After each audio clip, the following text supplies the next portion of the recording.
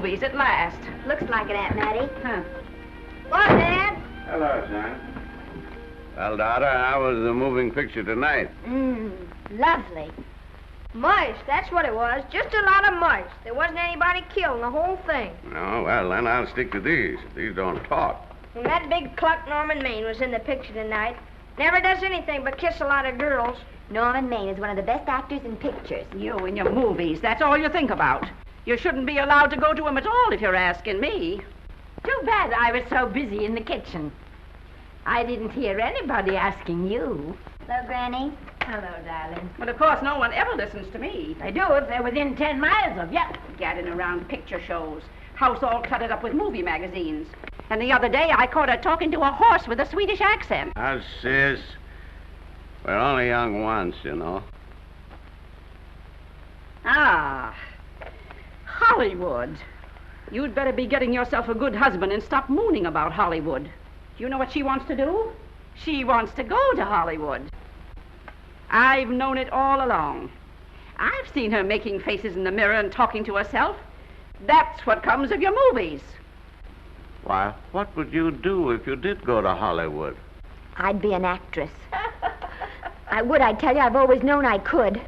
Guys, wouldn't it be wonderful to have a movie star in the family? Oh, Miss Blodgett, may I have your autograph?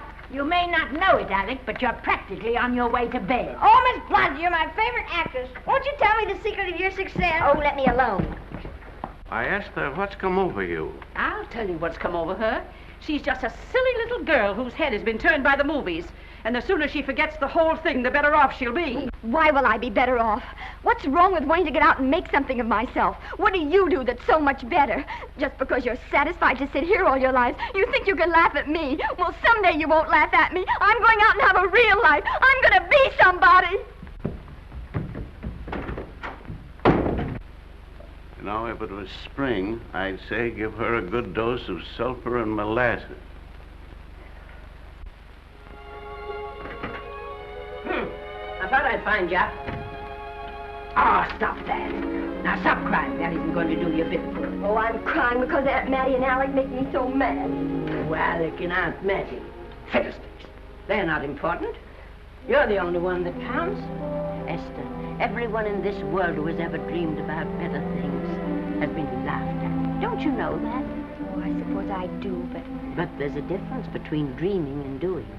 The dreamers just sit around and moon about how wonderful it would be if only things were different.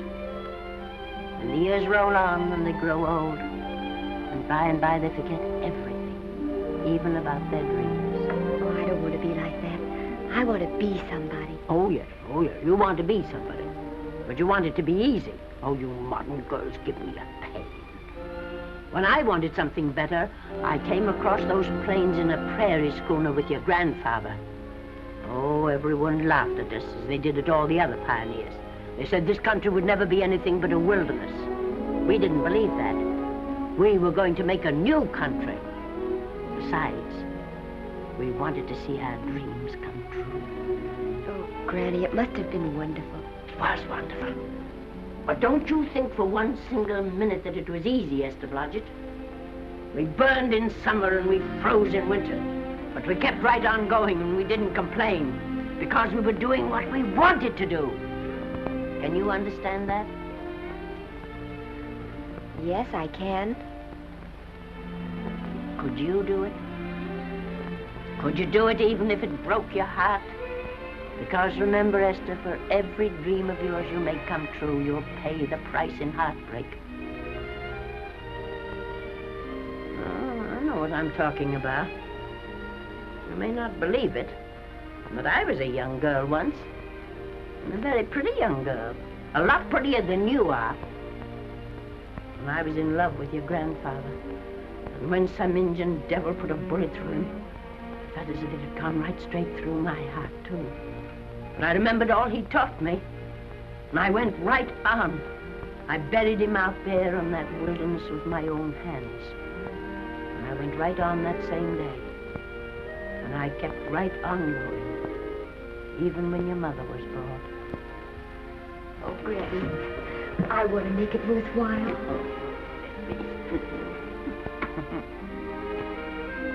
You know, Esther, there'll always be a wilderness to conquer. Maybe Hollywood's your wilderness now. From all I hear, it sounds like it. But if you've got one drop of my blood in your veins, you won't let Mattie or any of her kind break your heart. You'll go right out there and break it yourself. That's your right. Here. Oh, here. Stop that nonsense. Here. Take this and go to your Hollywood. Oh, I can't take your money. Well, why not? It's your savings. Well, I was only saving up for my funeral.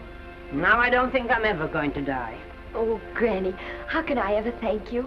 By giving me your word of honor that you'll never tell a living soul where you got that money. I promise. Remember, if you do, I'll have you arrested for robbing me.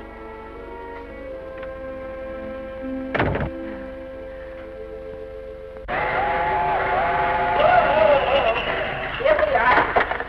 I'll help you, Granny. Oh, I can make it, dear. Oh, nice.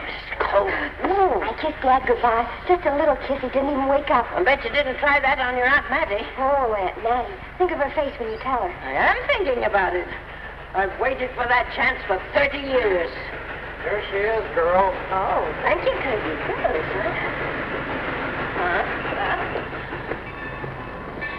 Well, come on.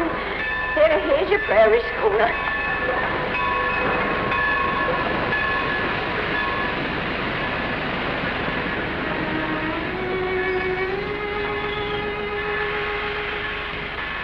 All aboard. Oh, Granny. Go on. Goodbye, Granny. Goodbye. I'll be waiting for you in those movie pictures. Don't tell Mattie. You know, my eyes are not as good as they used to be, but my ears are all right. So you remember, talk up good and loud. All aboard. Bye. Bye. Bye, Granny. Bye.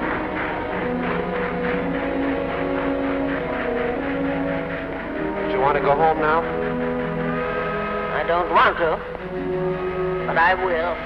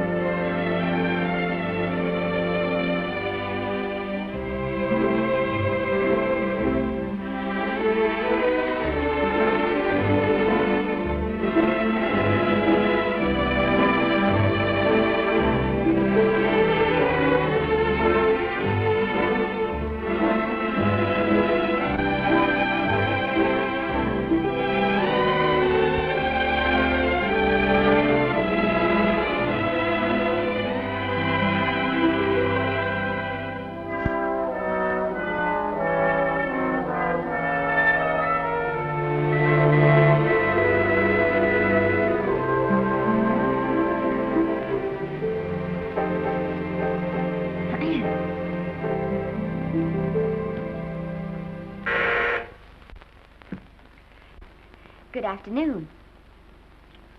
Day, week, or month? Well, it's a little hard to say. You see, I'm going into the movies. Well, you better take it for a week. It'll break your jump to Beverly Hills.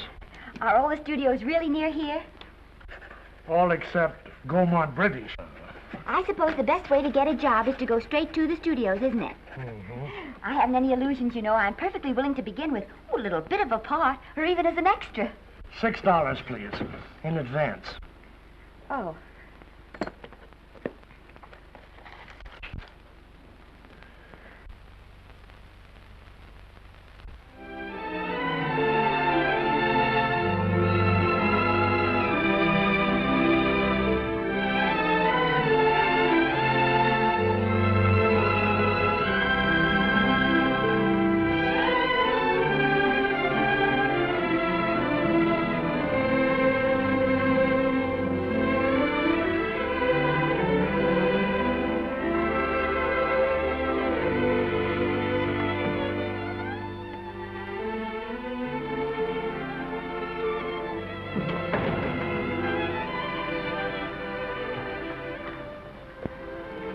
I beg your pardon.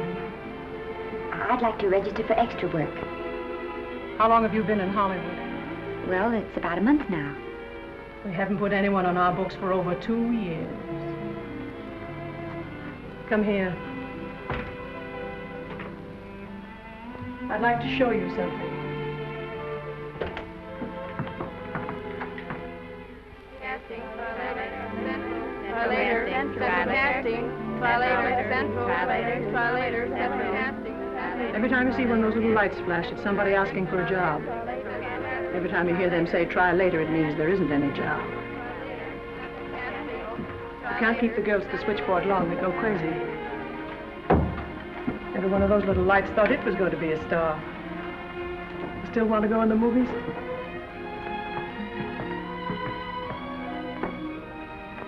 You know what your chances are? 1 in 100,000.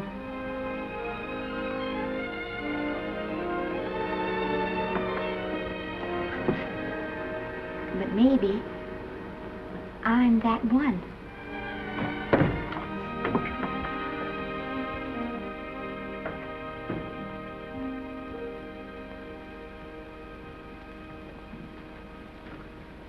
Any phone calls for me, Mr. Randall?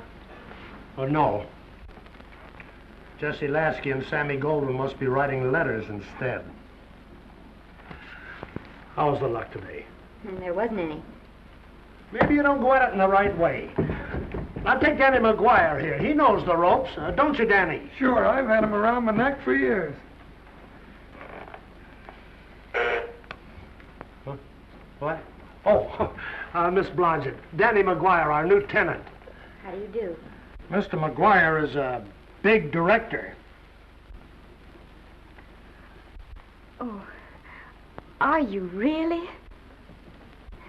Oh, could you possibly use me in a picture, Mr. McGuire? Of course, I haven't had much experience, but I don't think that really matters if you're willing. And I Now really listen, feel lady. In the first place, I'm not a director. I'm an assistant director. In the second place, if I had any jobs to give away, I'd confer one on myself. And in the third place, you should have stayed back home in the first place.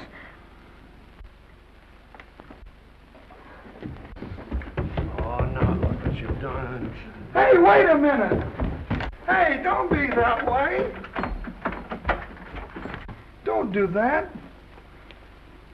Gosh, I didn't mean to get tough, but a guy thinks he's being kidded when somebody asks him for a job and he hasn't got one for himself.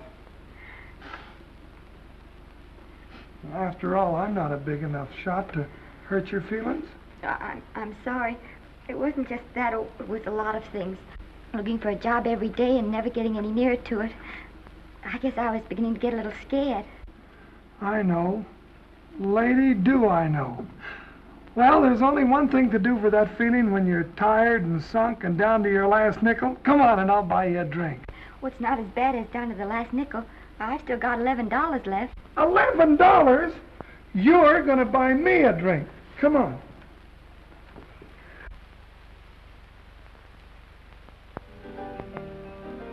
That's right, George. There's nothing like a little rum to take away that milk flavor.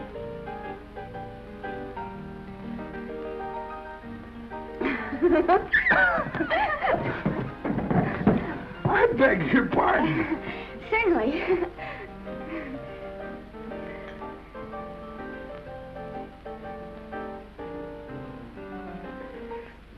And when I sign my contract, the first thing I'm going to do is see that you direct every picture I'm in. That's my pal. Of course, I'm going to be perfectly nice about it, but I'll just insist. Now that's the way to talk. Don't let them lick you. No, I should say they can't lick me. If they try anything like that, well, I just won't sign. Now that's right. What have you got to lose? Another one of these and we'll open our own studio.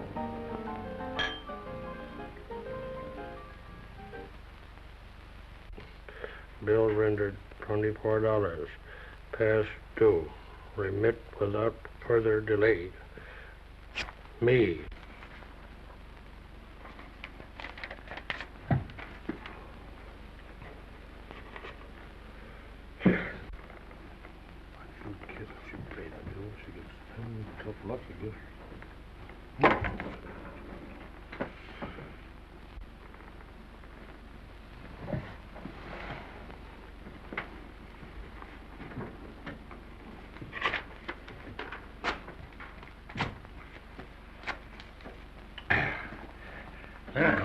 Fifth race. Tri-cap. Who's riding tri-cap?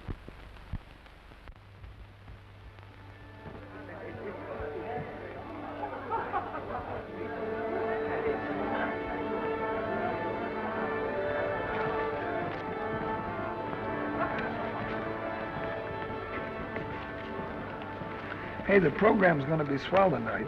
Now, you take this fella Beethoven. I'm a pushover for him. And Chopin, well, he's not so dusty either. But I kind of wish that once in a while they'd play something you could sort of go out whistling, you know, like Blood on the Saddle, Blood on.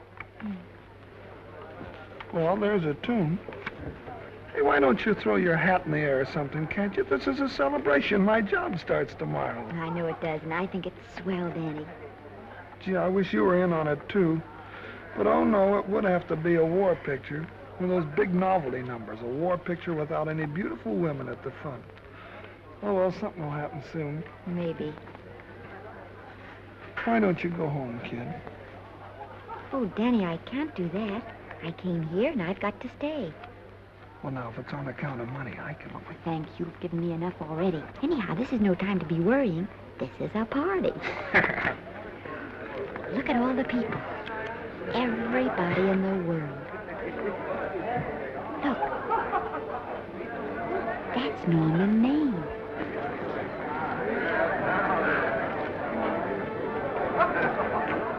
And he seems to have had that one extra cocktail.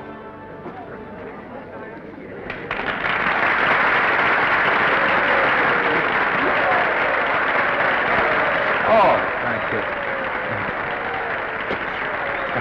Sit down, you dope. That's for the orchestra leader.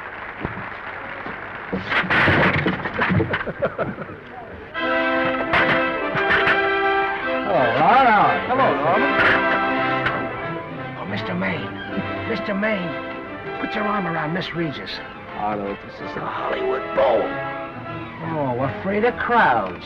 Go on, get out of here. What's the matter? You getting too big to bother with photographers? Don't want any pictures taken now.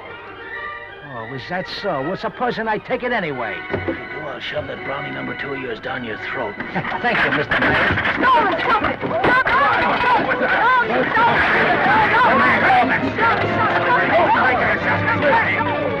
Take it easy, Mr. Mayor. Calm down. Normie, come back and sit down. Everybody's laughing at you.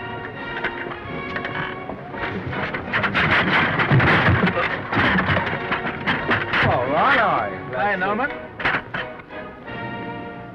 Is he always like that? Well, I suppose he has to sleep sometime. Oh, and he's so wonderful on the screen.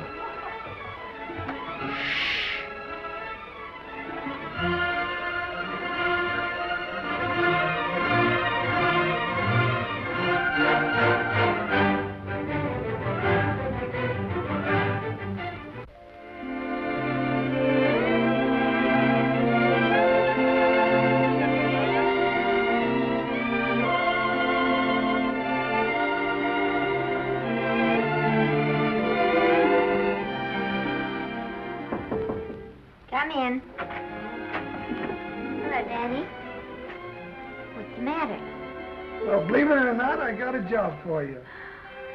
Danny, that's wonderful. When do I go to the studio? Well, you don't exactly go to the studio. Oh, it's on location. Well, it's not exactly on location. But of course, I haven't any makeup. Will you tell me what to get and sort of help me put it on? Well, you don't exactly need any makeup. You see, it's not really a picture job. It's being a waitress. Oh.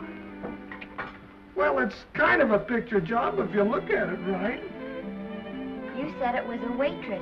Well, it's waitressing for Casey Burke, the big director over at our studio. He's giving a party tonight to kind of celebrate on account of finishing the picture, and he wanted me to get him an extra waitress, and it's $5. And I thought of you right away, Esther. That was awfully sweet of you, Danny. Well, there's going to be a lot of big people at Burke's house tonight, and I'll bet you there's any number of big directors, and if you're there, maybe they'll notice you. I could make them notice me. Sure you could, Esther. It's your chance. My chance. All right, Daddy, I'll do it. Oh, but I can't. I haven't got the right things to wear. To wear? Oh, here. Now, you don't think the wardrobe department's right next to my office for nothing, do you? A perfect fit.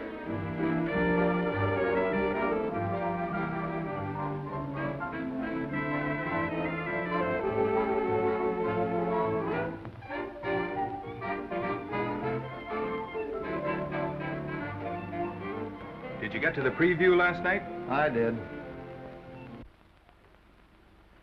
Would you like a little hors d'oeuvre? They are very nice. Oh, thanks. Well, what did you think of the picture? They should have saved it for Thanksgiving. What a turkey.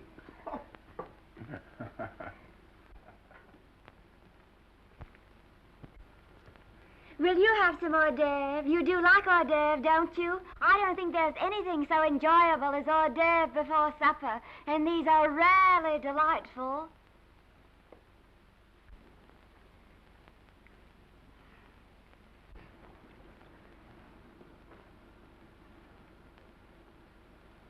And at the finish, the kid turns around and sings the lullaby to its mother. Pardon the big boys, but would you like a little hors d'oeuvre? They say they're the best in town. Don't tell me. I know. Mae West. That's a great twist. But where are you going to find a 2-month-old baby that can sing? Hello, Oliver. Oh, hello, Casey. You want to fire me now or wait till you see the picture? I'm not a director anymore. I'm a male nurse. What's the matter with the picture? A guy by the name of Norman Maine. His work is beginning to interfere with his drinking. Oliver, don't tell me I'm to direct his next picture, too. Mm-hmm. You were my favorite producer. Now, wait a minute. You just go right on with your directing. I'll take care of these stars. I know how to handle them. I had a serious talk with Norman after that Hollywood boat occurrence, and you don't have to worry any more about his behavior. Excuse me, Mr. Niles.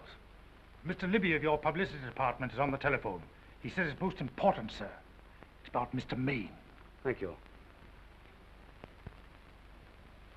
Oh, it's probably just some little thing. Of course, Oliver. I'll turn on the radio and see if they've called out the National Guard yet. Hello, Libby. What's the good word? Mr. Norman Maine, America's Prince Charming, was apprehended driving an ambulance down Wilshire Boulevard with a siren going full blast. He explained he was a tree surgeon on a maternity case. Well, will it be in the papers? No, it won't be in the papers. But that's a nice, expensive hobby of yours, keeping Mr. Maine's informal entertainments out of the public press. Oh, that's fine work, Libby. Try and see that no one gets to Norman. He's probably home sleeping it off. Oliver. Yeah. Why can't you forget those dopes at the studio for one night? Business, business all the time. I don't know what's going to become of you. Norman! Why didn't you call for me? I'll bite, darling. Why didn't I call for you? In case you've forgotten, I was supposed to come here with you. Oh, that's all right. I got here without any trouble. The only reason I don't slap your face. Yes, darling, I know. Hello, John. Oh, hello, man. What's the matter with Oliver? He looks as if he'd had bad news. Hello, Mary. What's the matter, old boy? Maybe I'm wrong. I guess I've been drinking too much lately. Oh, you ought to cut it down. It's bad stuff. Scotch and soda.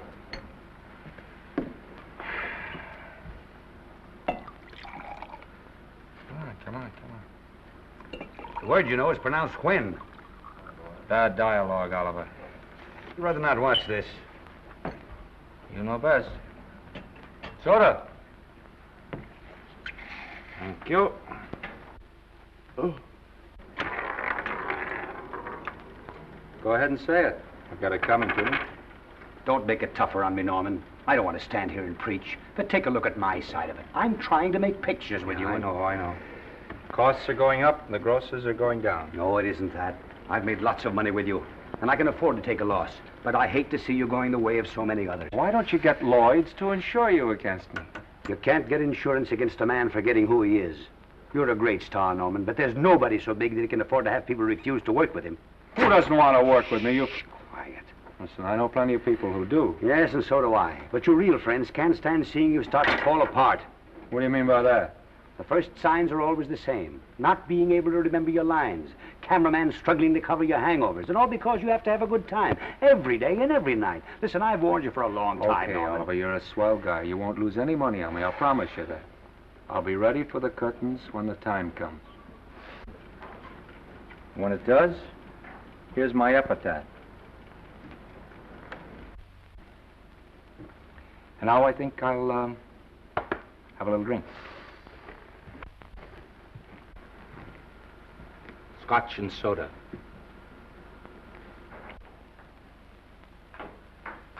Scotch and soda. Oh.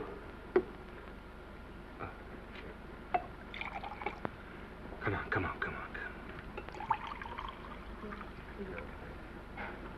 A little soda? Caviar? No, thank you. Yes, pardon me. Ah, lovely. No, I mean the caviar. Mm-hmm. No, don't go away. I'm starving. Really. Which would you take? Well, I don't know. Don't you know? Oh, I don't know either. It's hard to choose. Well, I think I'll take caviar. Mr. Maine doesn't care for any more. Do you know me? No. No, Normie doesn't care for any more. I think I shall get very drunk indeed.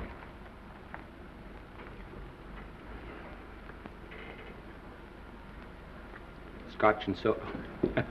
Sorry, I have something.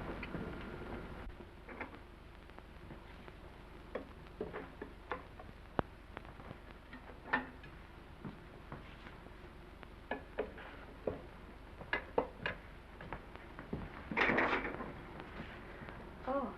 Mind if I help?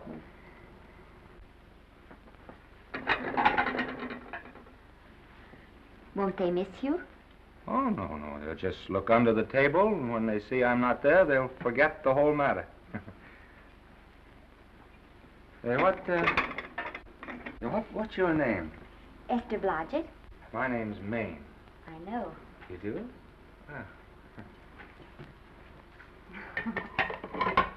What's so funny?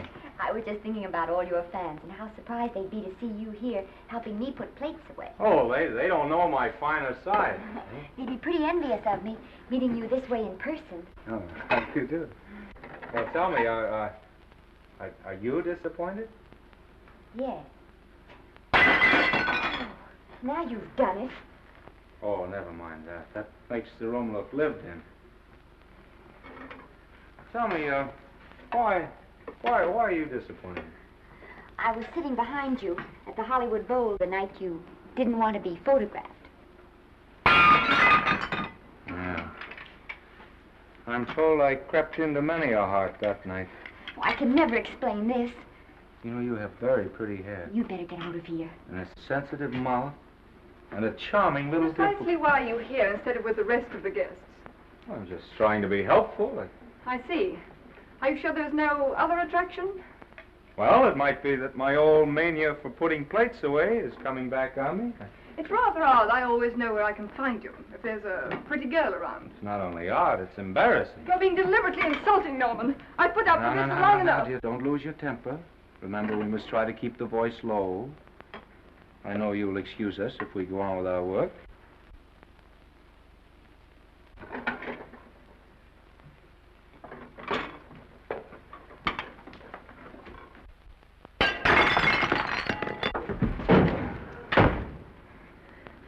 Now see what you've done.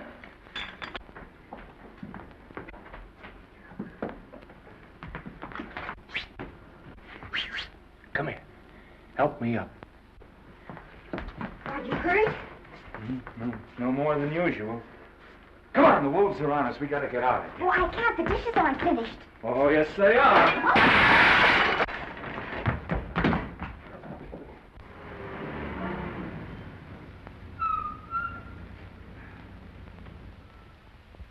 Well, I bet I know what you're going to say now. What? Good night. Good night, and thanks. Hey, wait a minute. Hey, you realize that all I found out about you is that you're foolish enough to want to go into pictures? But why is it foolish? Look at you. Yeah, that's what I mean. No, I'd rather like to go into this matter a little more thoroughly. Oh, that's awfully nice of you. So why don't we go on up to my place and talk it over? Oh, no. Thank you very much, but I really must say good night. Good night. But you're not angry. No. I'm hungry. Well, why don't you go and get something to eat? Good night, Miss Blodgett. Good night, Mr. Maine. Wait a minute. Peter, the least I can do is to see you to your door. Will I see you again? I hope so. Has anyone ever told you that you're lovely? Well, now you know. Thank you.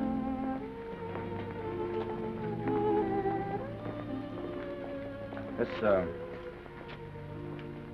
is hard to say, but I want to say it anyway. You know, on the screen, in private life, you know. But whatever I do, I still respect lovely things. And you're lovely. You understand? Yes, I think I do. And it isn't that bump on the head that's doing this. Well, I'm glad.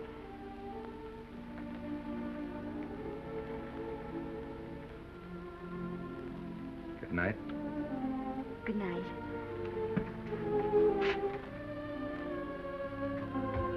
Hey! Do you mind if I take just one more look?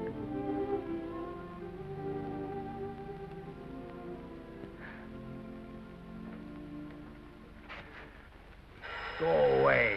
Quite impossible. I wouldn't even consider it. No.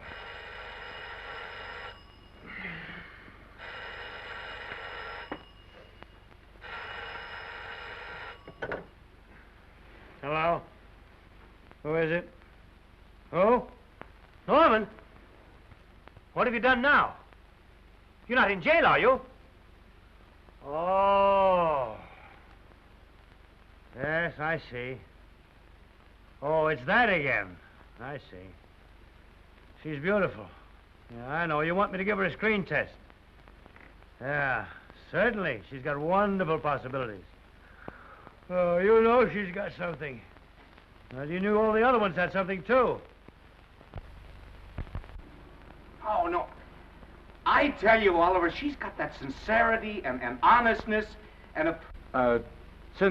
sincerity and honestness that makes great actresses. Oliver, I am so sure of this girl that I want to take the test with her myself. Listen, Oliver, you've worked hard. You're entitled to a break. You get...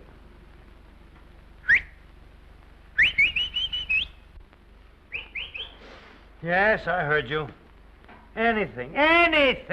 Yes, yes. Yes.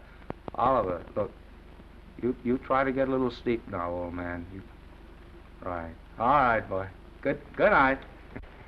Let's go. Now tell us.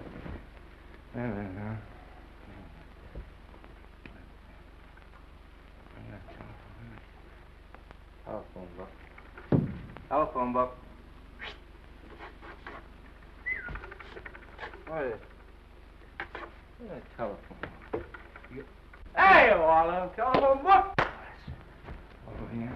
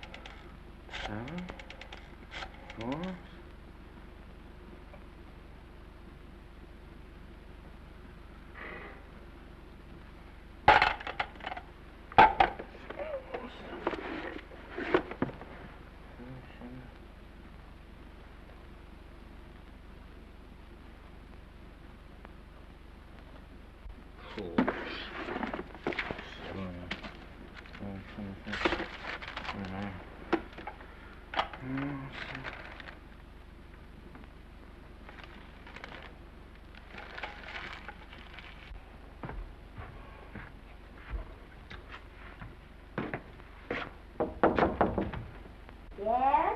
Telephone. For me?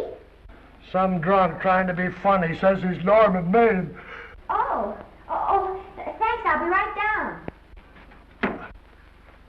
And Miss Blodgett, would you give him a message for me? Tell him it's 3 o'clock in the morning!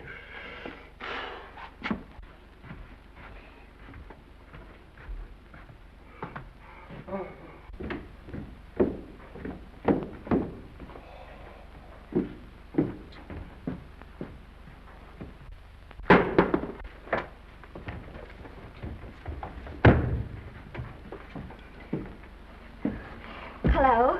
What?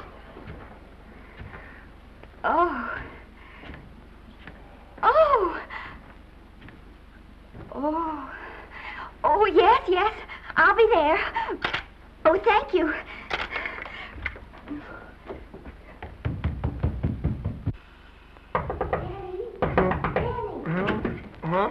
Daddy, what do you think? I'm going to take a test tomorrow, and Norman Main's helping me do it. I'm taking one, too. Garble's assisting me.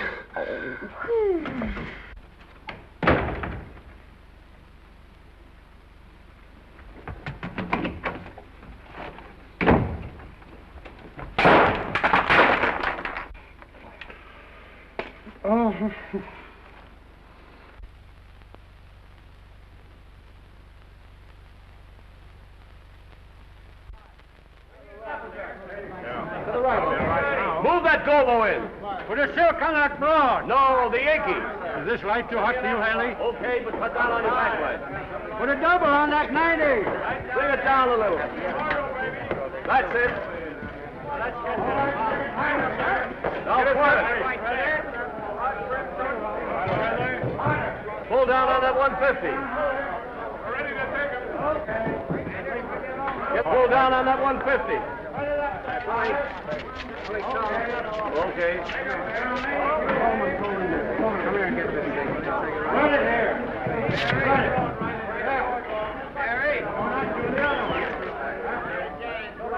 Bring me an apple box. Listen, gentlemen, please, if you don't mind.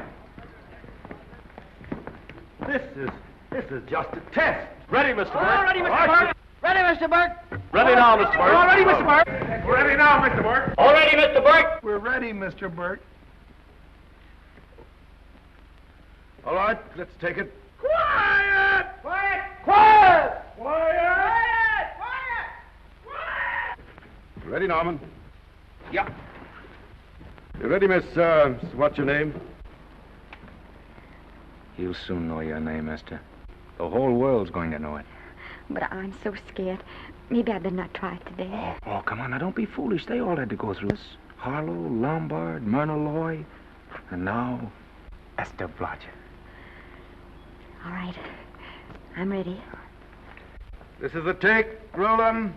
Quiet. Hey!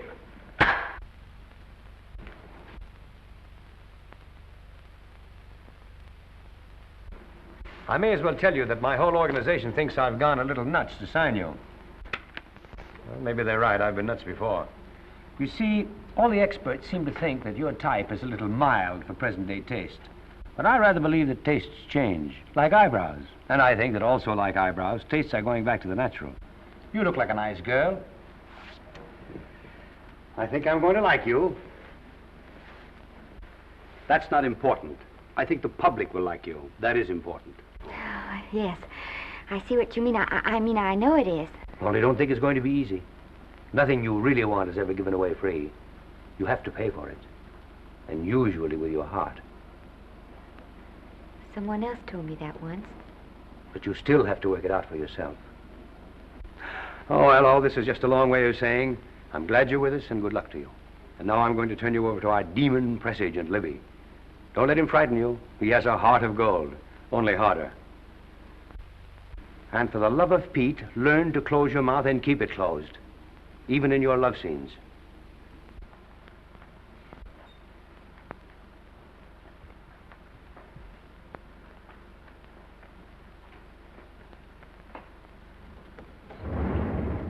Are you a Russian? No, I was born in Fillmore, North Dakota. Oh, no. First saw light of day in a mountain cabin, a trapper's hut, high up in the Rockies. Go on. Well, I always wanted to be an actress. Dreamed of footlights as Lonely Kitty. Are you sure there's no Russian in your family? Positive. That's a shame. Well, what does your father do? He's a farmer. Social registerite father. Fed up with hypocrisies of 400, sought wilderness for consolation. There amidst the mountain flowers, he raised another blossom. His lovely little daughter. What's your name? Esther Victoria Blodgett.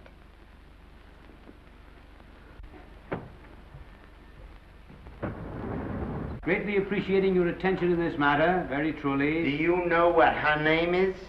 Esther Victoria Blodgett. Hey, we'll have to do something about that right away. Esther Victoria Blodgett. Well, that Blodgett's definitely out. Let's see, Esther Victoria, Vicky. How about Vicky? Oh, I think that's terribly cute. Let's see, Vicky. Vicky what? Vicky, pronounced Vicky. See, Esther, Besta, Sesta, Desta, Festa. Oh, that's very pretty. Jester, Hester, Desta, Lester. Vicky Lester. Oh, I like that. Say it. Vicky Lester. Say it again. Vicky Lester. Say it again. Vicky Lester. Say it. Vicky Lester. Say Vicky Lester. Vicky Lester. Vicky Lester. Vicky Lester. Vicky Lester. Flash. Oliver Niles Studio discovers new starlet, a Cinderella of the Rockies. Her name is Vicky Lester. Those who have peeked tell me she couldn't be more divoon. The face of an angel and such natural talents. Her voice is a symphony. Her very walk, they tell me, is enough to drive men mad. Not that way. Get the lead out of your feet. Lift them up.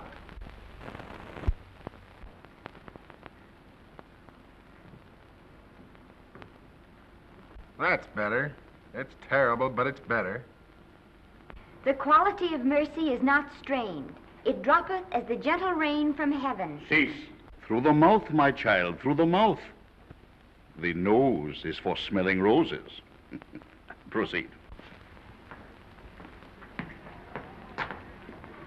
Does she have to look surprised all the time?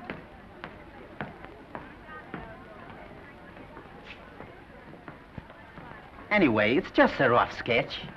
Pretty small mouth, eh? Oh, well. Give her that Crawford smear.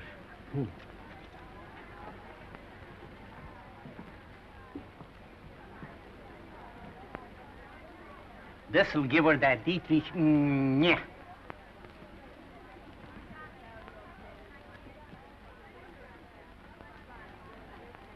We're on the wrong track. She still looks surprised.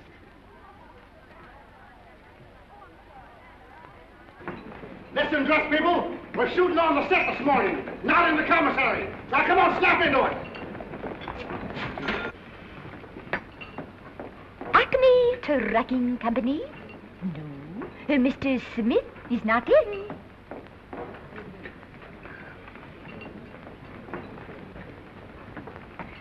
Acme Trucking Company.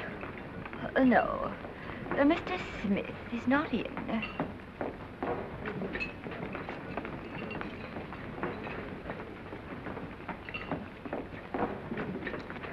Good morning. What can I bring you, Mr. Maine? That just shows how long you've been here. Neighbor, bless you. How soon are you and I going to be married, huh? I don't know. You'll have to ask my mother.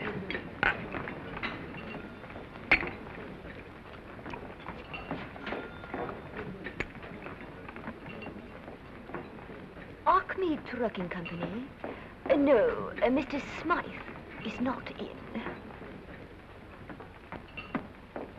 Acme Trucking Company? No, Mr. Smith is not in. Acme? No, Smith ain't in.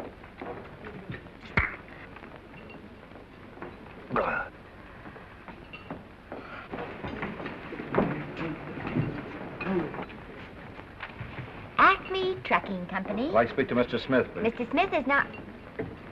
Oh, Norman. What's all this between you and Smith? I've got a part. It's only one line, but it's in the picture.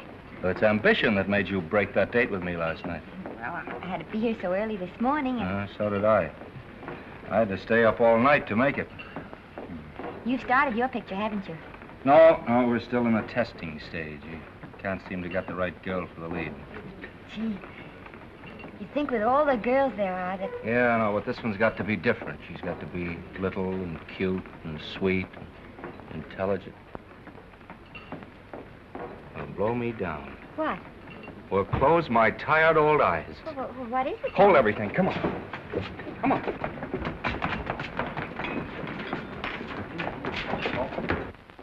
And you've been through the whole casting directory. I'll work day and night, Mr. Niles. And I'll work with her, Oliver. And I can be mean or nasty or anything you want, Mr. Niles. If she clicks, Oliver, you've got a star overnight. Okay.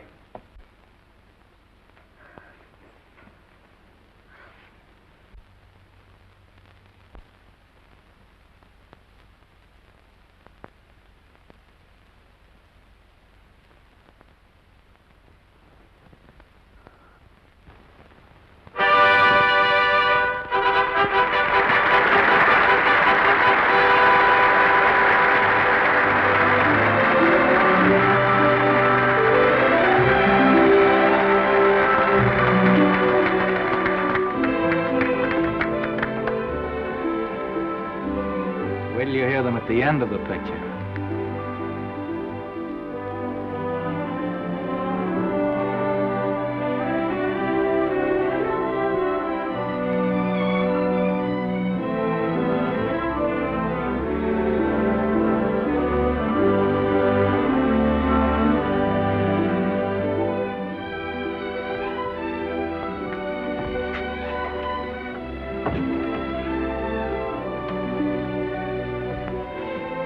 Do you think we were noticed? By no one. They're much too busy playing at croquet. I've loved you all my life. But we only met 2 days ago.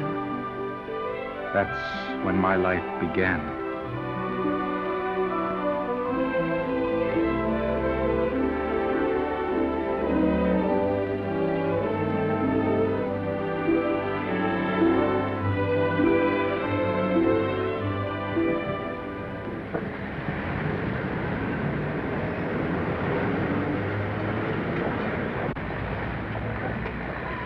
she cute? You know, I think she's the same type I am, don't you? I think she's sweet. Well, it's Vicki Lester's picture, all right. I think she was much better than he was. These producers are so horribly dumb. They won't know how good she is. Well, maybe it's because she's a good girl. Oh, Maine's not so bad, but it's Vicki Lester they'll go to see. Isn't she, darling? I think she's the most precious little thing I've ever seen. The knockout, Libby. You might mention that when you write your review. That Lester kid's a gold mine. Didn't you like Norman Maine? Was he in it? Libby, I'm afraid we have another hit. Huh? It's in the bag, neatly tied up with beautiful pink ribbons. Say, where are Norman and Vicki? I don't know. I thought you had them. I wish they'd come. We're having a party at the Trocadero. Isn't it thrilling running away from people? Norman, it's so exciting, So new. A star is born. Come on, run.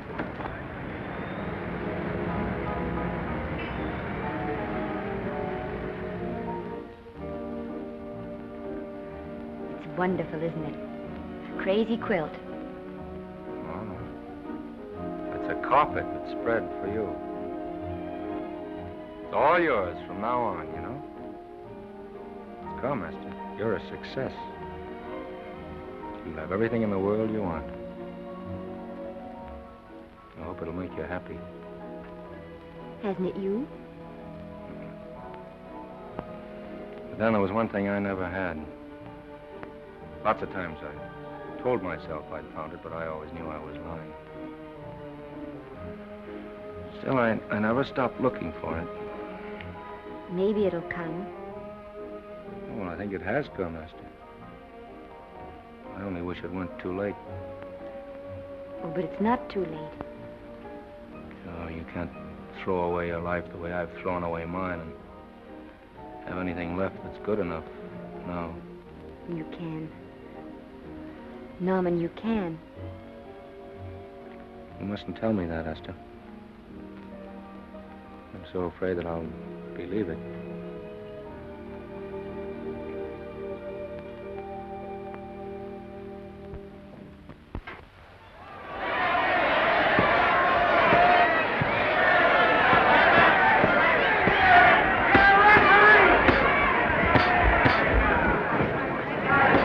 Gotcha. Shoot your right. Swell, isn't it? Lovely. What's Gotcha getting? Can't you hear me, Gotcha? Shoot your right!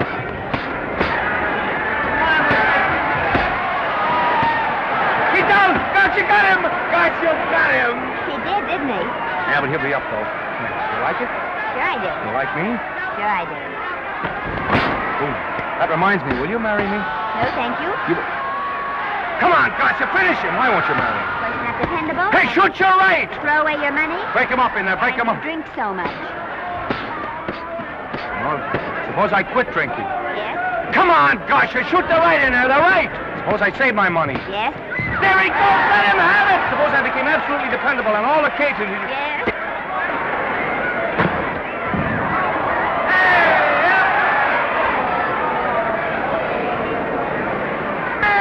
Gotcha! He's got him!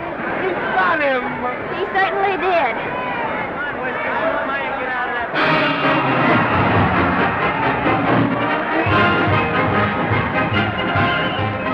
Gee, that's a beautiful fight. Norman. What, dear? Falls after me if I said I'd marry you? No, certainly not. I was just supposing.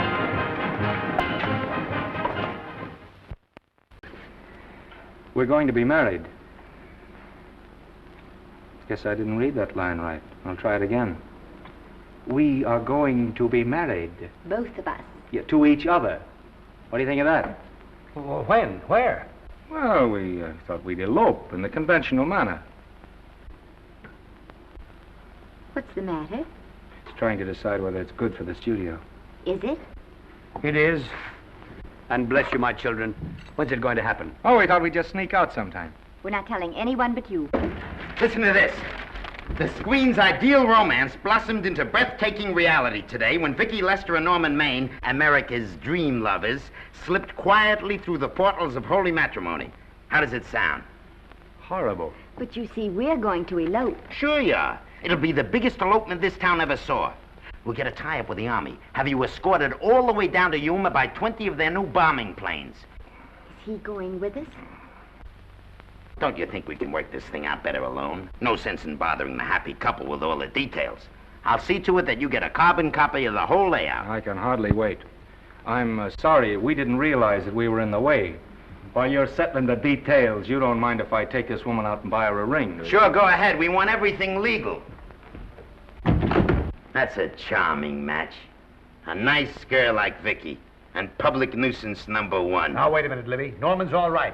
And if you'll pardon my pointing, Vicky's business is her own. It doesn't require any comments. I wasn't making any comments.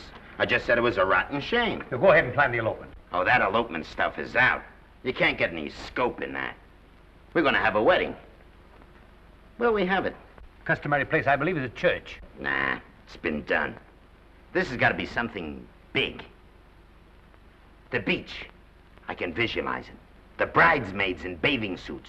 20,000 Santa Monica school children spelling out the word love. It's a novelty, but is it big enough? Why not the city hall? A police escort of every motorcycle cop in town. Sirens screaming, confetti pouring out of buildings like the Lindbergh reception in New York, only on a big scale. What's the matter? Isn't it big enough? And now if any man can show just cause why these two may not be lawfully joined together, let him now speak or else hereafter forever hold his peace. Do you, Alfred Henkel, take this woman as your lawful wedded wife? Will you love, comfort, honor, and keep her in sickness and health as long as you both shall live? I will. Do you, I beg your pardon. Do you, Esther Blodgett, take this man as your lawful wedded husband? Will you obey, serve, love, honor, and keep him in sickness and health as long as you both shall live? I will. Place the ring on her finger. Hurry, please. Now, by virtues of the power invested in me as Justice of the Peace of San Bardo Township, County of Los Angeles, I pronounce you man and wife.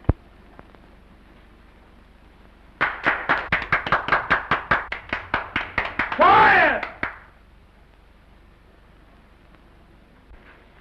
And now I must exercise my prerogative of office. I hope you'll be very happy, Mrs. Henkel. Thank you. Thank you, sir. Oh, Thank Danny. you very much. Now, if you'll please sign the license. Oh, yeah. You know, Mrs. Henkel, I can't help but believe I've seen you somewhere before. Oh, really? Well, I believe this is the first time I've ever been in San Bardo. You know, your face is familiar, too, Really? Mr. Henkel. There you are, sir. Thank you very much. Here's your Thank you, receipt. Sir. Thank you. Goodbye. Goodbye. See you again. Yes, goodbye. No, I don't mean I'll see. Oh. Yeah, I think you got by with it. But it was close. That JP was just beginning to remember where he'd seen us. Well, anyway, we got away from Libby. Hello, Toots. If you will be kind enough to glance between my shoulder blades, Mr. and Mrs. Henkel, you will find there a knife buried to the hilt. On the handle are your initials. Lovely to have seen you, Libby. Hold him, wait. Hold him, Danny.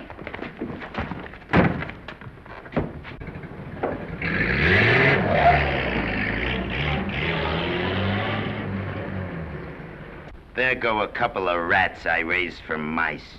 Well, they got a right to get married, haven't they? I haven't got any right to double-cross the public, and I haven't done it yet. Hey!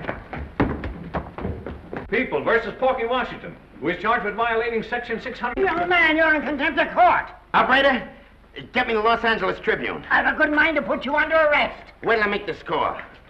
You wait, too. Tribune, give me the city desk. Johnny, this is Matt Libby. I got a flash for you. Norman Maine and Vicky Lester were married at 2:30 this afternoon. Vicky Lester? Court recess.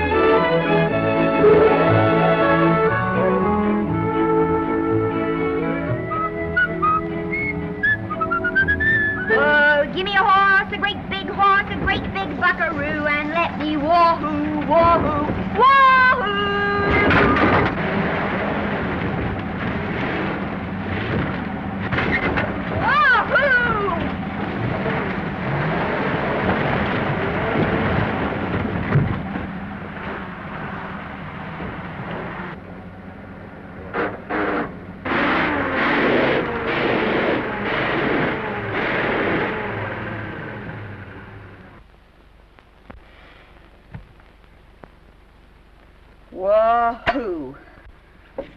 Now, wahoo.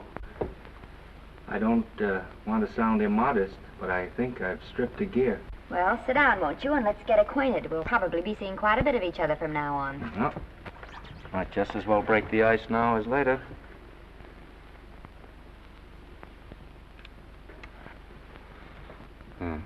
Now we're old friends. Say, have I got time for a shower before dinner? Plenty, if you can find a shower. I never can remember where that thing is. Does it pull out or slide under? Here, I think I can find it. No, it's the linen closet. Here it is. Nice work. Oh, half the time those things are just luck. I'll see if I can disinfect this steak.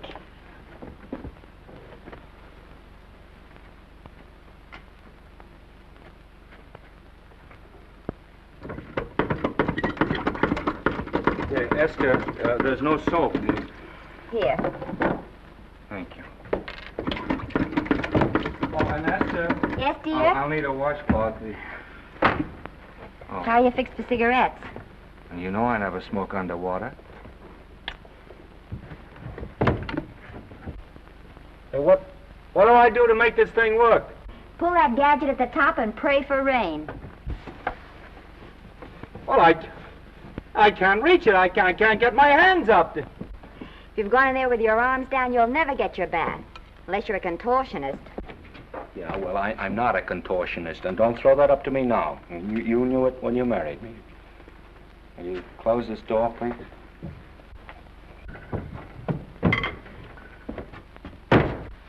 Thank you.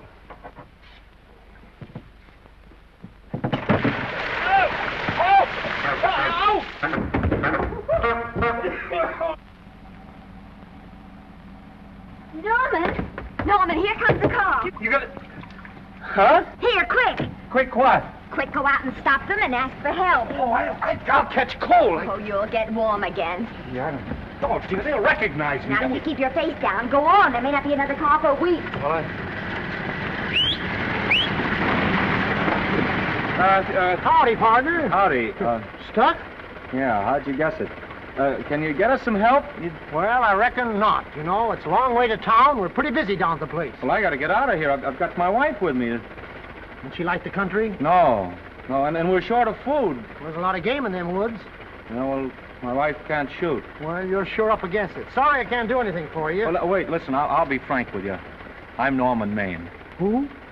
Norman Maine. Well, my name's Judd Baker. Glad to have met you. Well, so long. Hey, wait a minute. Listen, you don't... So you're Norman Maine.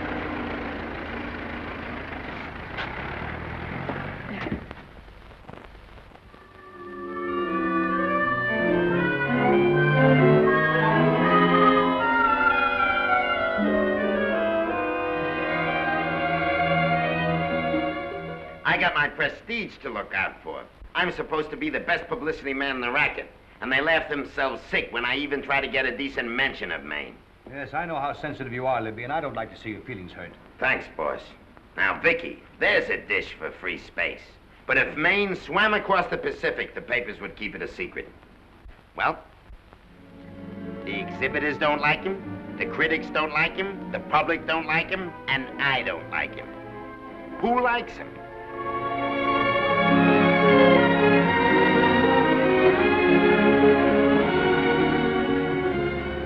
Oh, but darling, this is almost too much of a surprise. And there I was in my touching innocence, thinking we were going to live at the beach house. Oh, we'll still keep the place at Malibu. But this is special. This is our castle. It used to be in the air, you know? Well, we'll never use any ugly words like contracts and pictures and careers. When we come in those gates, we'll check the studio outside. Come on, I got another little surprise for you.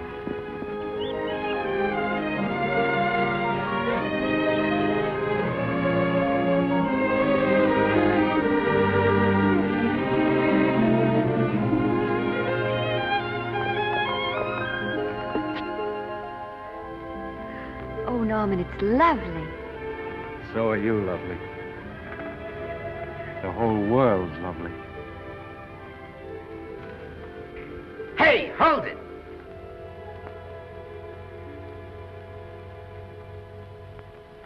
That's it. Caption: Their honeymoon never ends. All right, let's get some pictures. Now, if the bride will sit here and the groom stand behind her, we'll have something unique. Now let's go after something different. You sit down and she'll stand up. Pretty radical, isn't it? Yeah, but in a nice way. Okay, Otto, fire. Caption, their honeymoon begins anew. Ah, the producer. Caption, their honeymoon ceases abruptly. Hello, Oliver, glad to see you. No, I'm glad you're back. Thank you. Vicky, how well you're looking. Hello, Oliver. Am I interrupting? Yes, thank you. Just want a couple more pictures. That's enough of both of them. What they're asking for is exclusives of Miss Lester. Alone. Oh, I see. Well, come on, Oliver, let you and me get exclusive. See you later, Vicky. Oh, don't worry, Otto. My camera smashing days are over. They ain't your only days that are over. Oh, hold that, Miss Lester. Gorgeous. Well, Oliver, how's the dividend situation? Very pleasant. I think we'll show $2 million on the next quarter. Oh, good. Smart move of mine to sell my stock, eh? Oh, well, when you need money, you need it. Well, some people save up for just such an event. You know, there's bound to be a rainy day occasionally. Yeah, but as a citizen of California, I've always refused to admit that. Yes, I know, but still it does rain. Well, anyway, you can thank me for some of those dividends of yours. Mm-hmm. Oh, can't you? Oh, sure. That was a little too quick, Oliver. What's the matter? The Enchanted Hour was a smash hit, wasn't it? Well, it made Vicky a star overnight. Yes, it should have. What about me? Oh, let's talk about business at the office, Norman. Beautiful pool you have here. Beautiful. Oh, now let's talk about it here. Didn't they like me? Well, maybe the part wasn't just right. That was the best part of the year. Look, Oliver. Do you think I'm slipping? Can you take it? Yeah, go ahead. The tense is wrong. You're not slipping. You've slipped. Oh, my fan mail's still big. Norman. Fans will write to anybody for a photograph. It only costs 3 cents for a stamp, and that makes photographs cheaper than wallpaper. But every 25 cents they pay for a theater ticket buys them the right to be a critic. And your last few performances, Norman, have not pleased your critics.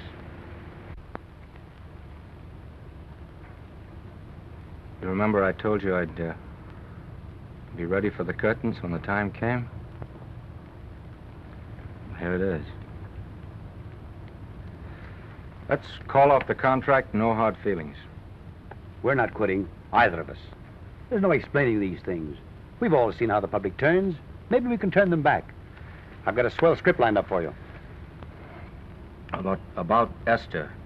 If you think that I'm going to get in her way... Well, as a matter of fact, as it happens, there's no part in this story for her. I'd more or less planned to star her in a picture of her own, with that young Pemberton opposite her. He's coming along nicely. Good for young Pemberton. All right, Oliver. We'll make a try at it. Let's hope it's not too late.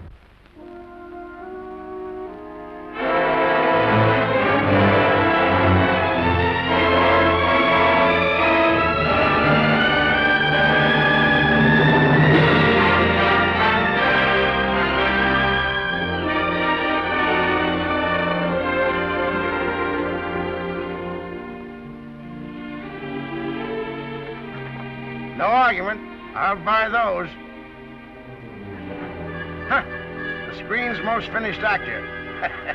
I'll say he's finished. He keeps them away in droves.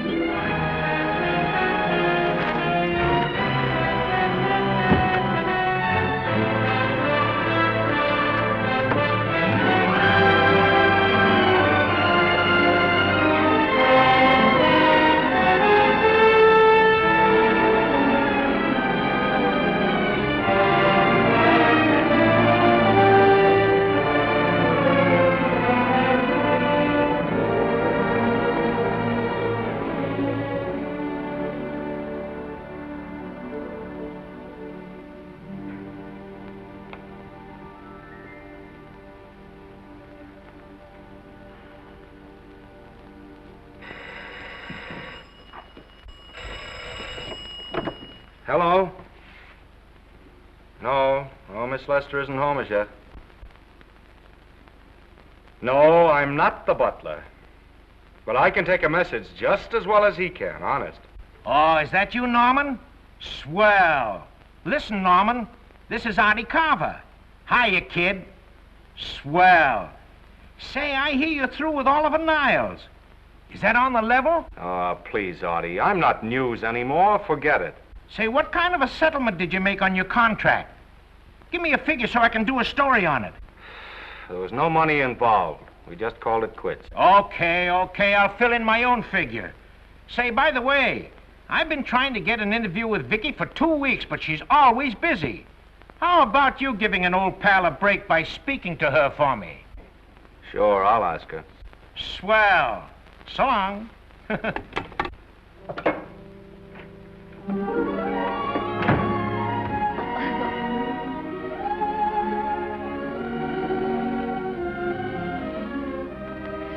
didn't mean to be late, darling, but Casey wanted All right. You're here now. What's new today?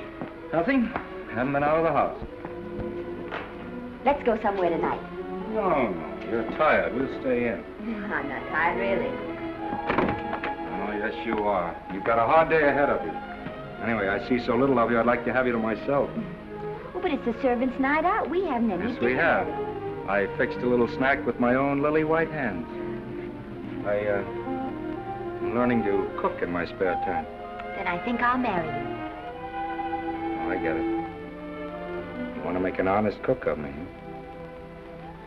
Comes in on wheels in this joint.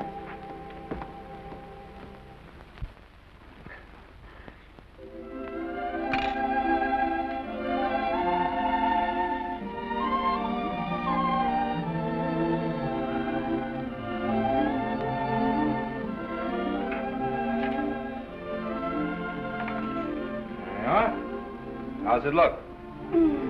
Wonderful. Huh? That's what I thought. Now then, don't be formal, just pitch in. Yeah?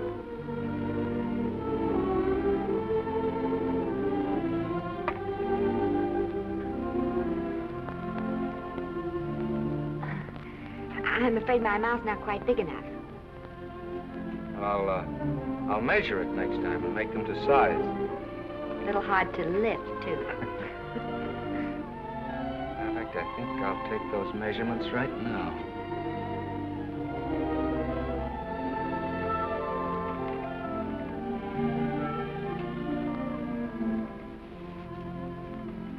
And that's what I wait for.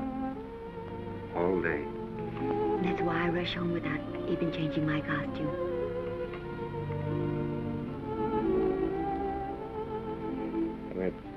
We're forgetting that we're hungry. Would you like a sandwich? Thank you. I still have a little work on this one.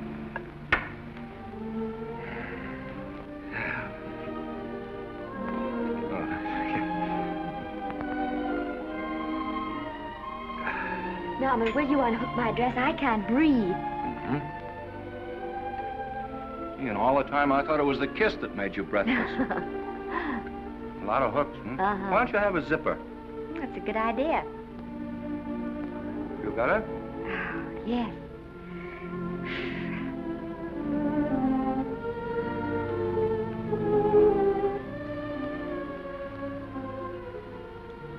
Don't look now, but I think that guy on your left is in love with you. I hope so.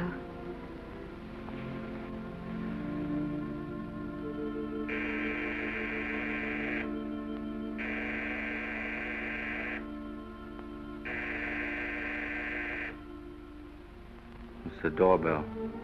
Is it? Maybe they'll go away. Oh, I never do at a time like this.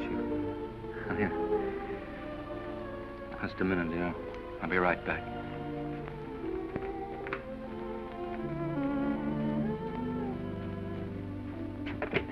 Does Vicky Lester live here? Yes. I got a package for her. I'll sign for it. Who are you? I'm her husband. Oh, sure. Sign right here, Mr. Lester.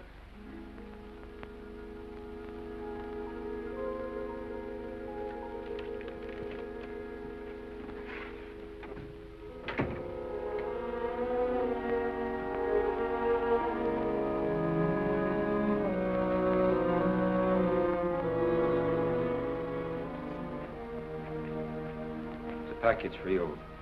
Oh, by the way, I forgot to tell you, they want you for a benefit to Shrine Auditorium next Wednesday night. I told them I'd ask you. And, Oh, darling, I don't want to hear about that now. Well, you better wait till I finish before I forget them all. The Academy dinner secretary phoned. She wants to know if you want a table reserved for you. Oh, yes, Artie Carver called and asked if I'd use my influence with you to get him an interview. I told him I'd try. That was all, I think. Oh, Norman, let's don't talk about those things now. We're forgetting the wonderful food you prepared. Well, I'm not very hungry now. I think I'll fix me a little drink,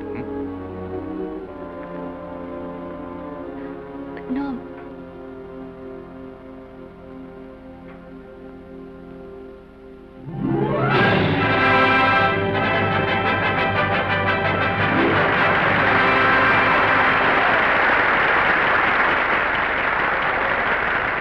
Norman would come. Oh, stop worrying. And think how nice that statuette's going to look on your mantelpiece. Do you suppose anything's happened to him? But of course not. He's just been held up in traffic. You think about that statuette. And now we arrive at the climax of the annual dinner of the Academy of Motion Picture Arts and Sciences, the highest award within our power to bestow. We have already applauded with our hearts as well as our hands, while awards have been given those gentlemen who during the past year have rendered distinguished service to the motion picture industry. We now pay honor to the ladies, or rather to one lady. We offer to her the Academy Award for the finest performance of the past year. She has already had the world's acclaim, but this is the tribute of her fellow workers, the men and women of this industry. It is not only my pleasure, but my privilege to present this award to the actress who created the unforgettable Anna in Dream Without End, Miss Vicki Lester.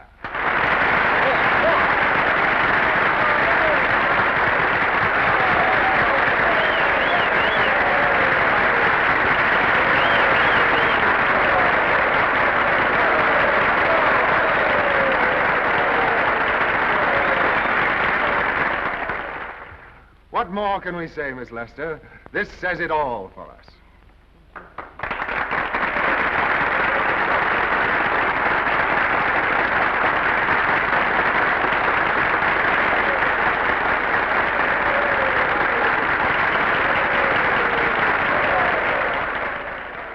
Ladies and gentlemen, when something like this happens to you, and you try to tell how you feel about it, you find that out of all the words in the world, there are only two that really mean anything. Thank you. All I can do is to say them to you from my heart. All I can do is to keep on saying them. Hey, that's fine. Oh, this thing. That's a very pretty speech, my dear. Very pretty. You said the right thing.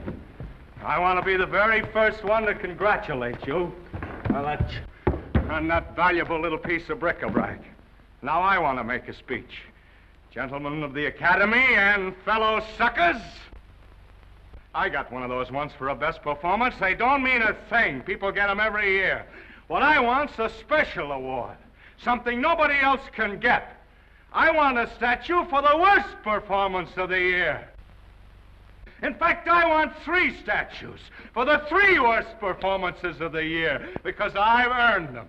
And every single one of you that saw those last masterpieces of mine knows that I've earned them. Libby, start the music.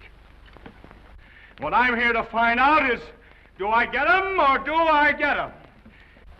Now answer yes or no.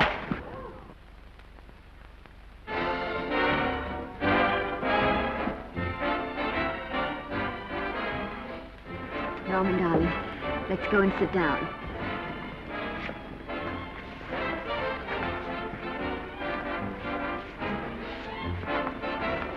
Come on, Norman, sit to that. Glad to see you, Norman. Hello, Norman. Hello, Norman.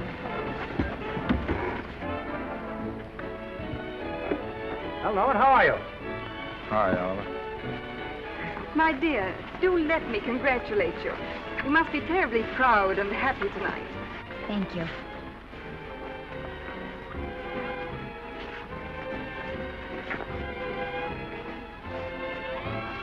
Somebody give me a drink.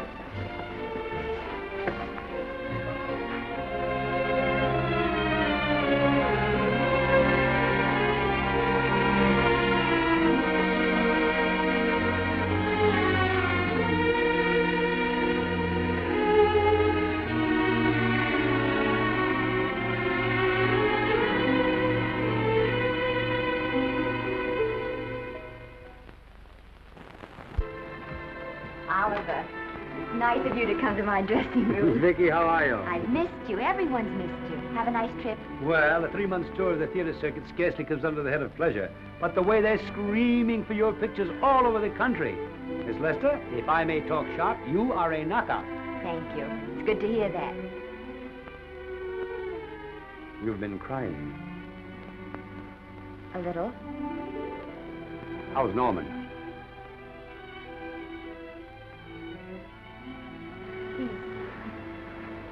Well, he's trying awfully hard, Oliver. Letting Norman leave this studio was the hardest thing I ever did. There was nothing else I could do. I know. Has he been... Is he all right? He's gone to a sanitarium. He really wants to stop drinking. And I think he could only... Well, perhaps if he could start working again, there would be some encouragement. Oh, Oliver, could you do that? Yes. Oh, thank you. But he mustn't ever know I told you. He won't know, and you mustn't worry. I want you to keep up your good work in this picture. I'll try, Oliver. That's the one thing I can do for you.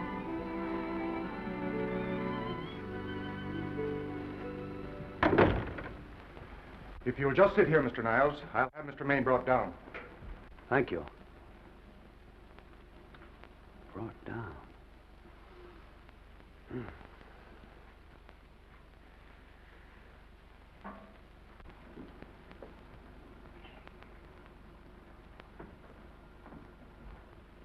Hello, Oliver. Welcome to Liberty Hall. Hello, Norman.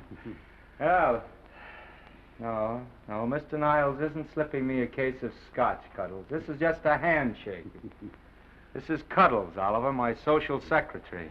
We go everywhere together. How are you feeling, Norman? Fine. Getting along remarkably well, Cuddles tells me. He says you ought to see some of the boys. Let's sit down. Yeah. Cuddles, we really don't need you. Touching, isn't it? Can't bear to have me out of his sight. Are you comfortable here, Norman? Comfortable. It's positively luxurious. They even have iron bars in the windows to keep out the draft. How much longer are you going to be here? Oh, well, I'm really cured now. I'm just staying on for an extra week or two to get in good shape, you know. After all, there's no particular hurry to return to the cameras. That's what I wanted to talk to you about. I've got a script with a fine part for you in it. Gee, Oliver, that's great. That's great. Who plays opposite me? Well, it is not exactly the lead. Young Pemberton's doing that. But I tell you frankly, I consider your part better than the lead. Oh, I see. It's better than the lead. Well, of course, it isn't terribly long. But it's one of those parts that makes an impression on you. They'll be thinking about you all through the picture. Mm-hmm. Well, the thing is, Oliver, I'm pretty well set at another studio. I'm not at liberty at the moment to tell you which one. You know yourself how those things are. Of course. But it's a big picture. It's one of the biggest of the year. Mm-hmm. And the part. Every actor in Hollywood would give his teeth to play it. See. Well, that's fine, Norman. Naturally, that will tie you up for a while. But we won't get to this picture for some time. And perhaps, if you want to consider it for later on, well, we'll be... I'll tell you, Oliver, you'd better not count on me. See, I've got several pictures lined up after this one, and they're talking to me about England. You know, they're doing some very interesting things over there, you know? Mm-hmm. Hey. What is it, Cuddle? Speak right out. We all love you. Your dinner. Oh, yeah, we dine at 5:30 here. Makes the nights longer. Well, goodbye, Norman. I'm glad to see you getting along so well. Be out in no time. I'll have to introduce myself all over to a lot of people. They won't know me when I'm not drinking. Goodbye. Bye, Norman. Thanks for dropping in. That's fine. Yeah. Well, Cuddles? Alone at last, eh?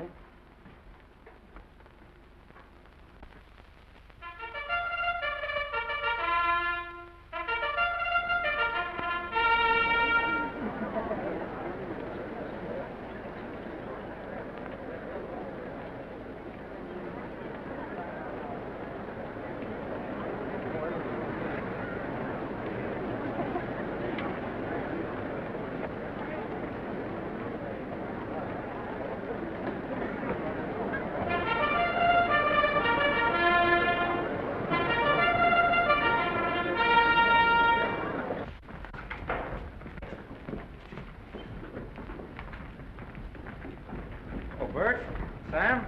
How are you, Marion? Oh, hello. Hello. Hello, Normie. Glad to see you. How I hate to run into these has-beens. They give me the creeps. Me too. He was good while he had it. And he had it quite a while. Hello? Hello, Mr. Maine. I haven't seen you in a long time. Oh, I've been resting. Ginger ale, please. Ginger ale and what? Ginger ale and ginger ale. A new leaf? A whole new book. Thank you. Scotch straight. Hello, Libby. Why, it's Mr. America of yesteryear. Do they let you wander about now without a keeper? Oh, sure. I'm a trustee now. Didn't expect to find you at Santa Anita. What do they do with the actors while you're away? Oh, they cut them into slices and fry them with eggs.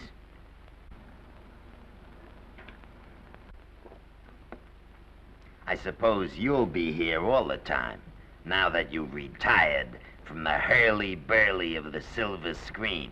Well, we're living down in Malibu now, and pretty lonesome with Esther away working all day. Well, I wouldn't squawk about that if I were you. It's nice to have somebody in the family making a living. Oh, wait a minute, Louie. I don't want to forget that we're friends. Friends, my eye. Say, listen, I got you out of jams because I had to. It was my job, not because I was your friend. I don't like you, and I never have liked you. Nothing made me happier than to see all those cute little pranks of yours finally catch up with you and land you on your celebrated face. Where do you work, Libby? Always wait till they're down, then kick 'em. I don't feel sorry for you. You've fixed yourself nice and comfortable. You can live off your wife now. She'll buy you drinks and put up with you even though nobody else will. We're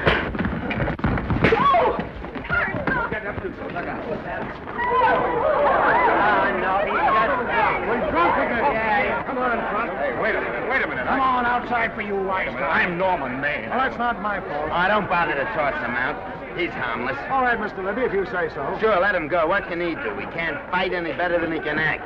It's Norman Maine. Oh, he's drunk again. Why, he's been drunk for years.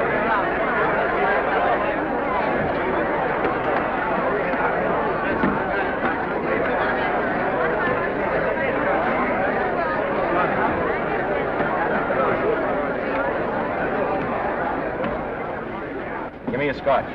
Double. Leave the bottle here.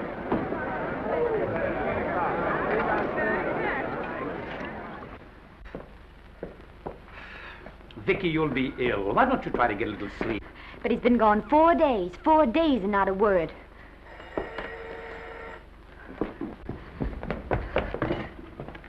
Oliver, I can't. I just can't. Hello? No, this is Oliver Niles speaking. What? Where? Thank you. What is it? Nothing, nothing. Oliver, tell me. He's in the night court. He's been arrested on a drunk charge. Now, he's all right. He isn't hurt. I'm going right down and get him out. I'm going with you. Vicky, it isn't any place for you, and if it gets in the papers, What do there'll I be... care about the papers? I'm going with you.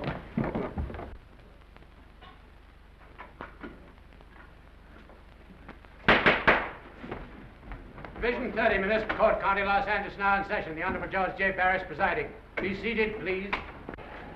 Were you able to do anything? Judge wouldn't even see me. Ready, Your Honor.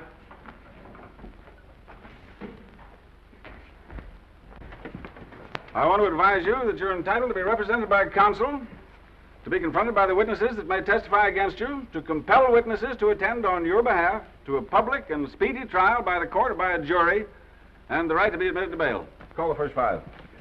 Gregory, Bales, Kane, Rodriguez, Johnson. Come on, boys, step in. Go ahead. Move along. William Gregory. Yes. Plain drunk, picked up at 5th in town. Asleep in the gutter. 14 similar offenses in the past 6 months. Still at it, Gregory. How do you plead? I don't feel so good. I didn't ask you how you feel. I asked you how you plead. Guilty, I guess. When did you get out the last time? Just before Christmas. Well, I'm sorry you'll have to miss New Year's, but you'll be out in time for Washington's birthday, 60 days. Milton Rails. Plain drunk, picked up on Brooklyn Avenue, given treatment at receiving hospital, then removed to jail. How old are you, Rails? 17, sir. Did you take a good look at those men in the cell with you last night? Yes, sir. And have you taken a good look at yourself this morning? No, sir. I suggest that you do. $5 or 2 days. Sentence suspended. Oh, Judge, Alfred Henkel, more commonly known as Norman Maine. Drunk and disorderly. Cracked car into tree at Sunset and Coronado. Evidently been drinking for days. Resisted arrest and injured one of the arresting officers. How do you plead? Guilty. You're Norman Maine, the actor, aren't you? You've come pretty low, haven't you? There isn't a man here who's had the advantages you've had. Look what you've done with them. You're nothing but an irresponsible drunk, driving about the streets with the power to inflict death or injury on innocent people. I think we'd better deny you that power for a while. 90 days in the city jail. Please wait.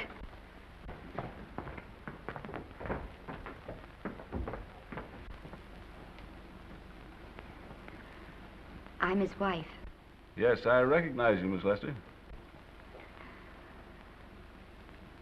Please, Judge. I promise you this won't happen again. I'll be responsible for him. If you just won't send him there. You realize that this man, when drunk, is obviously a menace to public safety? And you realize, too, Miss Lester, the responsibility you'll be assuming to this court and to the Commonwealth? I do. Sentence suspended. Prisoner remanded to custody of wife. Thank you. You can get him at the jail entrance, madam. Jose Rodriguez. Plain drunk, picked up at 1st and Main, 2nd offense. How do you plead? I think I'm guilty, Your Honor. 60 days.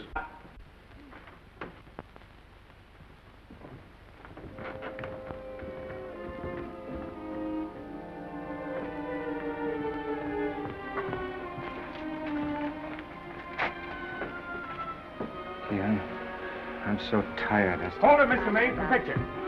Oh, no. What about a statement for the press? Oh, no, please.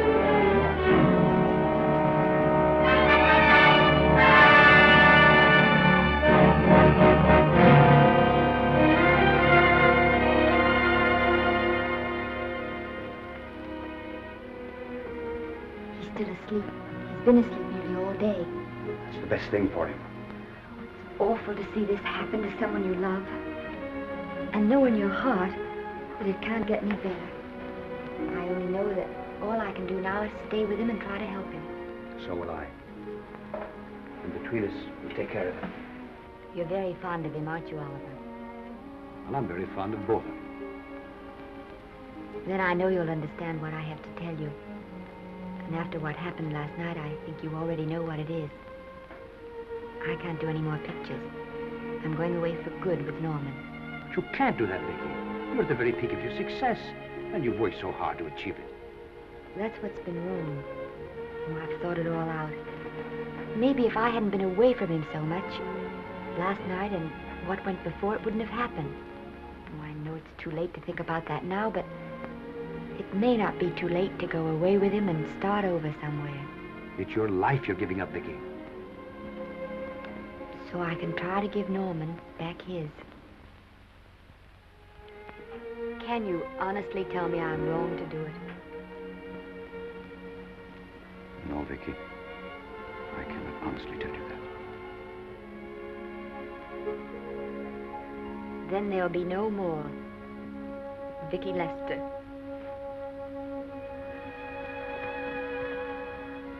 Come on, walk to the door with me.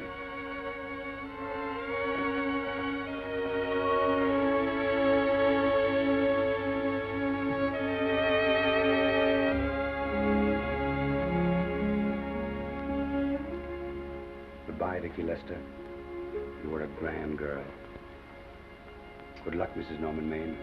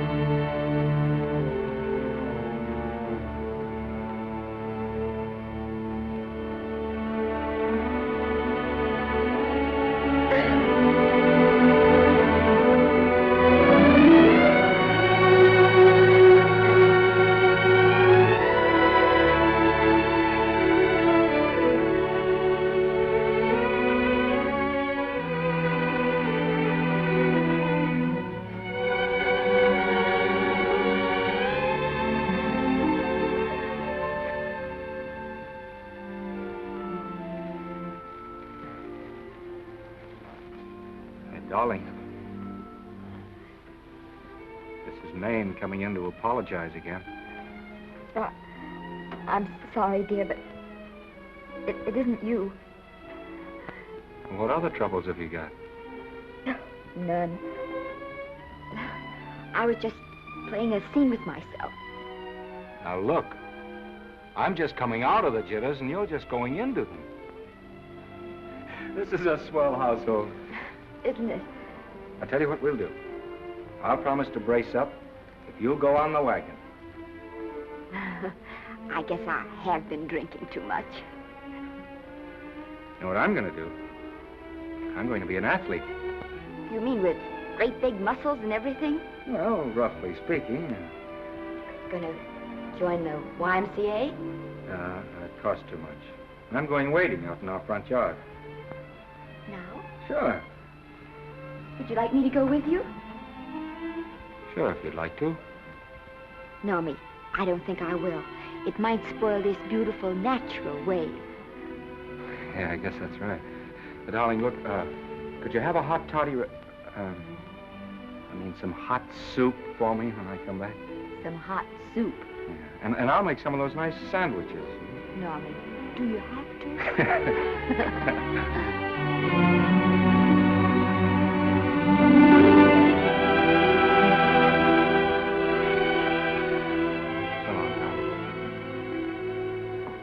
Now, don't stay in too long.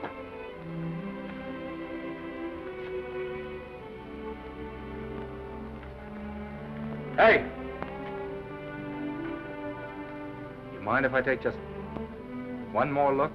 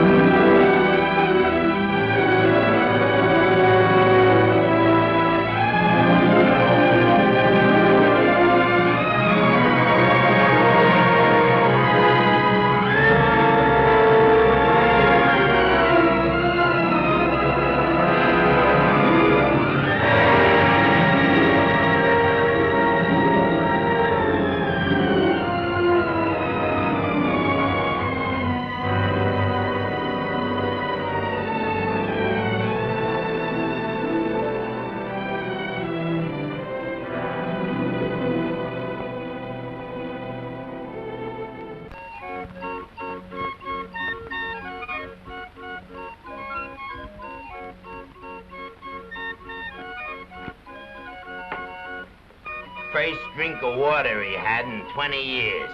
And then he had to get it by accident. Pardon me.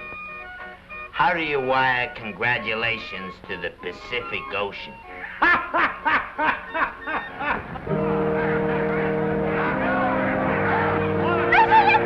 Oh, you can't see her face. Hello, Vicky.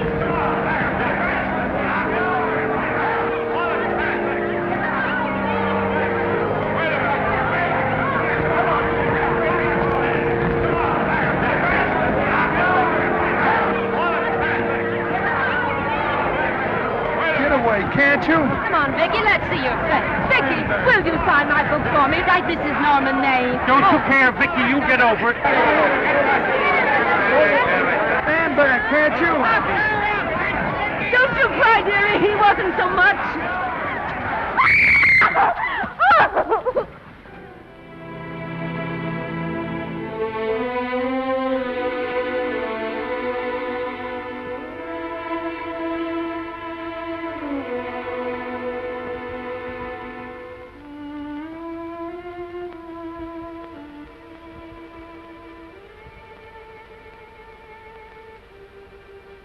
Do you mind if I take just one more look?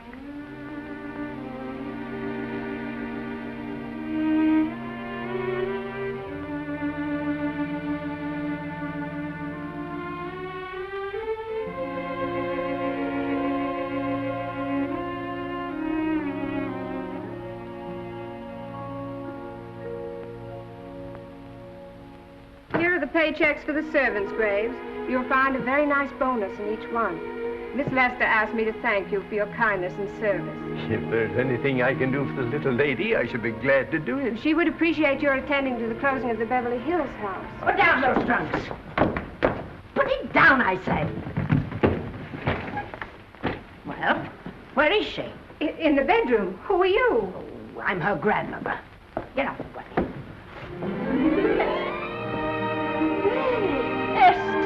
Granny, darling. Oh, I'm so glad to see you. What made you come? Oh, I know when I'm needed. Now get out of here. Go on, get out of here, all of you. I want to talk to my granddaughter alone. I came just as quickly as I could. But I'm going home. I sent you a wire yesterday.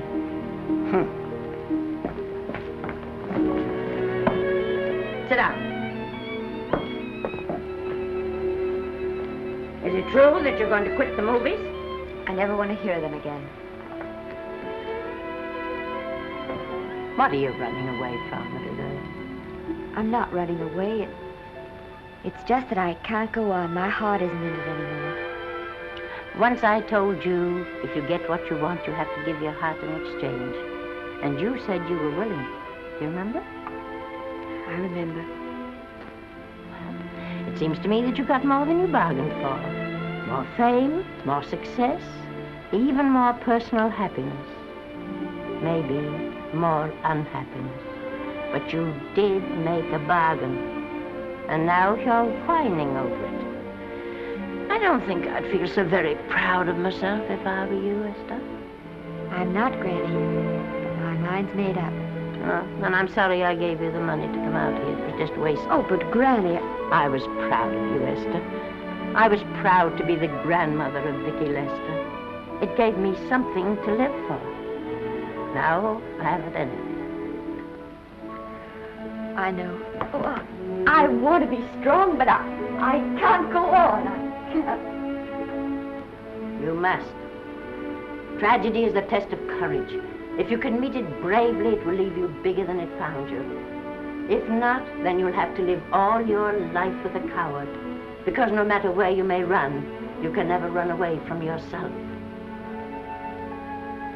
I never knew Norman Maine. He wrote me a very sweet letter when you were married. He said you told him how much I meant to you. And I know just how much you must have meant to him.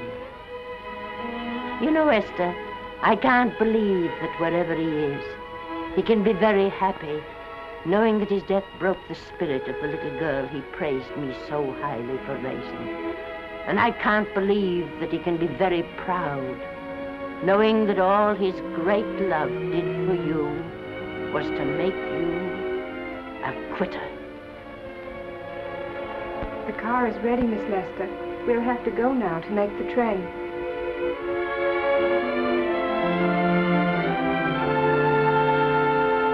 Put the car back in the garage.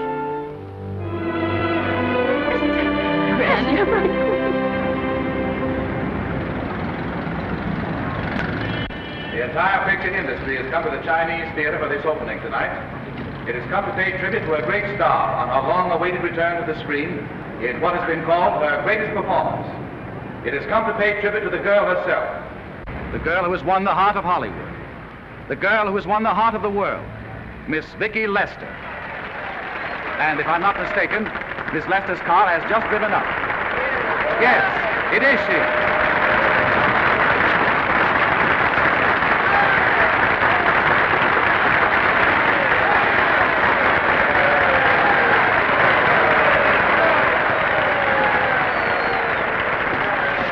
This doesn't scare you too much. I scare very slowly, young man. Next smile, folks, please.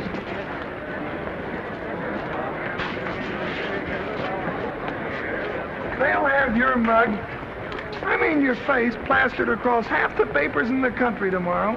How do I look? Oh, you look swell. You're a liar, but I like you. And here's Miss Lester's grandmother. Won't you say a few words to the radio audience, please? Say something, Letty.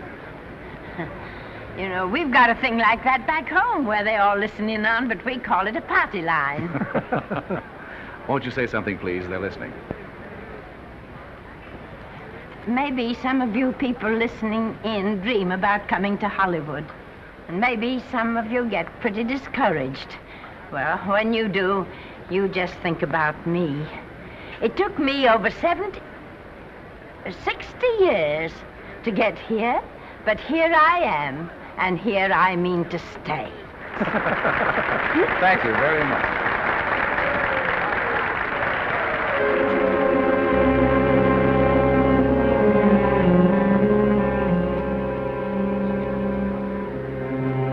Miss Lester.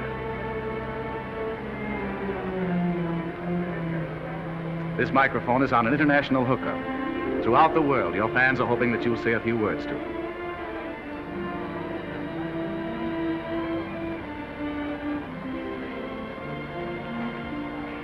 Hello, everybody. This is Mrs. Norman Maine.